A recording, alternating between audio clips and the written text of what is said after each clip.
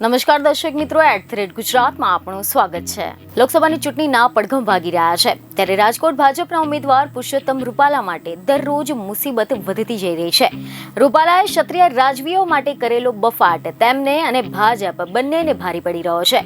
ત્યારે આવામાં ગઈકાલે એટલે કે 14મી એપ્રિલે રાજકોટના રતનપરમાં ક્ષત્રિયોનું અસ્મિતા મહાસંમેલન યોજાયું હતું, જેમાં સમગ્ર ગુજરાત ઉપરાંત રાજસ્થાન, છત્તીસગઢ, મધ્યપ્રદેશ અને મહારાષ્ટ્રમાંથી પણ ક્ષત્રિય સમાજના લોકો મોટી સંખ્યામાં ઉપસ્થિત રહ્યા હતા। ત્યારે આ દરમિયાન તૃપ્તિબા રાઉલે સભાના ઓવાણા લીધા હતા અને સાથે જ ક્ષત્રિય ડાયરા કલાકારોને પણ ટોણો માર્યો હતો।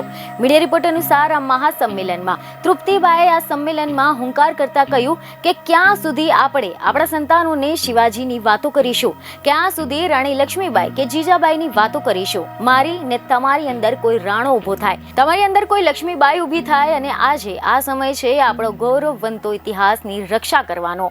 ત્યારે મારી સામે અત્યારે હજારો રાણાઓ બેઠા છે, હજારો લક્ષ્મીબાઈઓ બેઠી છે, એને હું વધાવું છું। ખાલી રૂપાલા સાહેબને જ નહીં પરંતુ દરેક રાજકીય નેતાઓને કહું છું કે તમારા સારા કાર્યને જો જનતા વાહવા કરતી હોય તો તમારી એક ભૂલને પણ હાય-હાયની તૈયારી રાખવી જોઈએ। 2 દિવસ પહેલા જામનગરમાં ક્ષત્રિયાણીઓ સાથે જે ગેરવર્તણૂક કરવામાં આવી છે તેને હું વખોડી કાઢું છું। તો આ સાથે જ કહું છું કે આજ પછી મારી ક્ષત્રિયાણી બહેનોએ એક છેડો પણ કોઈ પર પુરુષે અડ્યો તો મારા અહીંયા દરેક રાણો બેઠો છે, પછી તેને કહીને કોઈ રોકી નહીં શકે।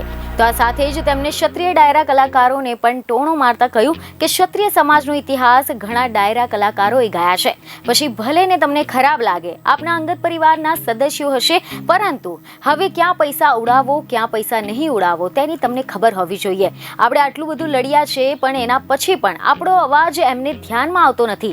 તો વિચાર કરો કે એક વ્યક્તિગત કોઈના અત્યાચારનો ભોગ ગુજરાતની કોઈ દીકરી બની હશે ત્યારે તેને કોણે સાંભળ્યું હશે? આપણે જ્યારે રાજ કરતા ત્યારે બધાના ન્યાય માટે લડતા હતા, આજે ભલે ને રાજ નથી પરંતુ ન્યાય માટે લડવાનો એ આપણો અધિકાર છે। બીજને ખબર સાથે ફરી મળીશું। ધન્યવાદ।